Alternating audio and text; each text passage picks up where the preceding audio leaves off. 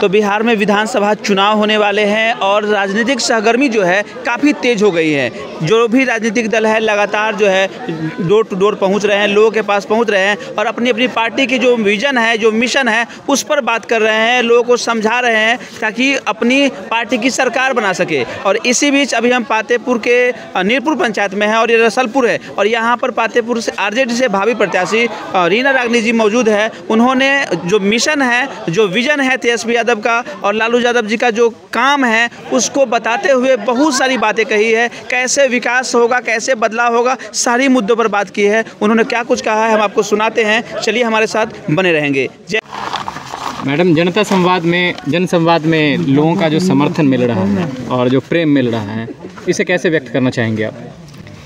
मैं इन लोगों को बहुत आभार व्यक्त करूंगी और इन लोगों ने मुझे इतने सम्मान कर रहे हैं, प्यार दे रहे हैं, स्नेह दे रहे हैं। मैं इन लोगों को बहुत धन्यवाद देना चाहूँगी क्योंकि यही लोग हमारे जो अभी आने वाले समय हैं और हमारे जो ऊपर जितने भी सोच विचार इन लोगों का अच्छा होगा, मैं इन लोगों को बहुत बहुत आभार व्यक्त करती हूँ। धन्यवाद। तेजस्वी जी के विजन और उनके मिशन को लोगों तक आप जन जन तक पहुँचा रही हैं, क्या लगता है लोगों तक इसका कितना प्रभाव पड़ेगा और लोग कितने मजबूती से तेजस्वी के साथ आएंगे?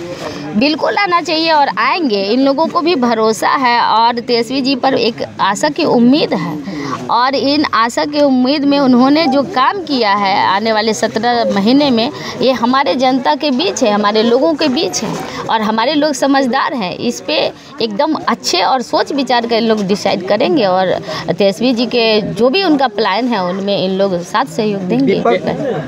सत्ता पक्ष के लीडर हैं, उनका कहना है कि 17 महीने में जो तेजस्वी यादव जो क्रेडिट ले रहे हैं वो नहीं किए हैं क्योंकि मुख्यमंत्री नीतीश कुमार थे। क्या कहना चाहिए? देखिए उस वक्त तो सभी लोग साथ में थे, वो तो मुख्यमंत्री जी थे और वो उप मुख्यमंत्री जी थे। तो कोई भी काम जो होता है जनता के लिए, विकास का काम होता है, तो उसमें सब मिल के प्लान बना के काम करते हैं। उनकी भी तो सरकार उसमें थी, वो तो उस वक्त आरजेडी में ही थे। अभी ना वो चले गए हैं उधर इंडिया में चले गए हैं, एनडीए में चले गए हैं। अभी तो उस वक्त तो आरजेडी के साथ में ही थे। तो एक आदमी को कैसे सक्सेस हो सकता है? सभी आदमी मिल के प्लान बनाए। तो ये नहीं कह सकते हैं कि नीतीश जी का क्रेडिट है, नहीं, वो सरकार जो डिसाइड करती है वो सभी के लिए, सभी जनता के हित में। कुछ लोग ये भी कह रहे हैं कि 15 साल पहले भी नीतीश कुमार सत्ता में थे, लेकिन उस समय तो याद नहीं आया था। जब तेजस्वी आए तब जाके रोजगार की बात याद आई, क्रेडिट की बात जब होती है तब लोग कहते हैं।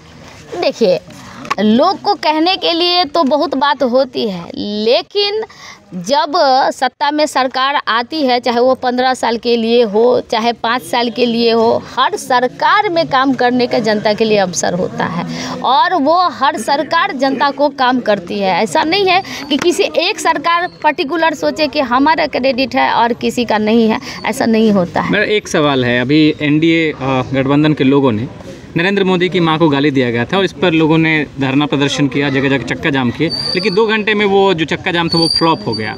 क्या लगता है कि ये वास्तव में सिर्फ नरेंद्र मोदी की मां का ही अपमान और इससे पहले किसी भी भारतीय मां का अपमान उन एनडीए के लोगों ने नहीं किया? अब झूठ है। आज़ादी के बाद पहला ऐसा सब टाइम हुआ है जिसमें सत्ता पक्ष के लोग जो है सो बंद किए हैं। आज़ादी के बाद ऐसा कभी नहीं हुआ था कि जो सत्ताधारी दल है वो जो है सो बंद किया है बिहार या देश को। ये पहली बार हुआ है कि जो सत्ताधारी है वही बंद किया है। नरेंद्र मोदी की मां को गाली दिया गया था। देखिए, उनसे पहले आदरणीय नरेंद्र मोदी जो भी प्रधानमंत्री जी हैं वर्तमान में, उनको खुद सोचना चाहिए कि हम सोनिया गांधी जी को गाली दे रहे हैं, उनको जर्सी कह रहे हैं। उसके बाद जो उनके साथ सत्ता में जो भी नेता लीडर हुए, कितनी गंदी गंदी भद्दी भद्दी गालियाँ दे।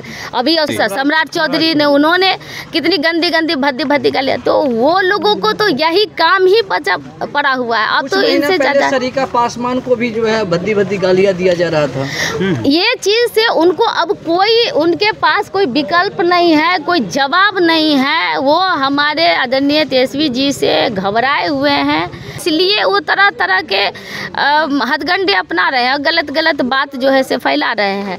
उनको खुद अपने गिरेबान में झांक के देखना चाहिए कि इससे पहले हमने उन लोगों को कितनी गंदी गंदी गालियाँ दी, जो हम आप लोगों के माध्यम से बोल भी नहीं सकते हैं। उसका सारा प्रूफ डिबेट भी हुआ है, तो उसने बताया कि सारा तेजस्वी जी बताए हैं और सारा रिकॉर्ड के साथ उन्होंने बताया है कि सारे पुर्जे और सारा ईमेल निकाल के उन्होंने बताया है कि हम इस मंच से बोल नहीं सकते हैं, आपको मीडिया में बोल नहीं सकते हैं कि वो लोग कितनी गंदी गंदी भद्दी भद्दी गालियाँ बके हैं। वोटिंग प्रणाली में सत्ता पक्ष कहता है कि इससे पहले भी कांग्रेस के शासनकाल में सुधार होता था और समय समय पर सुधार होता आया, लेकिन उस समय सवाल नहीं उठाया गया। और जब चुनाव आयोग ने अभी ये सब कुछ प्रक्रिया किया है तो अभी सवाल उठाया जा रहा है कि ये चोरी करने का तरीका है और लोकतंत्र को खत्म करने का तरीका है। क्या कहना चाहिए? यही सवाल हम उनसे पूछना चाहते हैं, आदरणीय प्रधानमंत्री जी से, और चुनाव आयोग से भी पूछना चाहते हैं। जब एक साल पहले जब आपकी सरकार बनी तो उस वक्त आप कहाँ थे? उस समय आपने वोटरों की समीक्षा क्यों नहीं करवाया? उस समय आपको लगा कि ये गलत वोटिंग हो रहा है, उस समय आपने क्यों किया? और बिहार कर खासकर जब चुनाव हो रहा है तो चुनाव से 2 महीने जब यही कराना था तो आप 6 महीना पहले करवाते, 8 महीना पहले करवाते, ऐसा क्यों नहीं किया? जो अभी 2 महीना पहले आप इस चीज़ को लागू किए हैं, तो इनकी कहीं ना कहीं ये प्लानिंग है और प्लानिंग के साथ ये कर रहे हैं। ऐसा कुछ नहीं है कि वो वोटर जब खराब थे तो आप प्रधानमंत्री कैसे बन गए? आप अपना जवाब दीजिए ना पहले। यानी इंडिया गठबंधन से घबराहट में ये लोग इस तरह का फैसला कर रहे हैं आपके अनुसार? बिल्कुल कर रहे हैं जी। अपना परिचय बताएंगे? मेरा नाम रीना रागनी है और मैं पातेपुर 130 विधानसभा से आरजेडी के उम्मीदवार के रूप में मैं सभी लोगों से जनसंपर्क कर रही हूँ और भावी प्रत्याशी के रूप में मैं अभी आपके सामने खड़ी हूँ। बहुत बहुत धन्यवाद।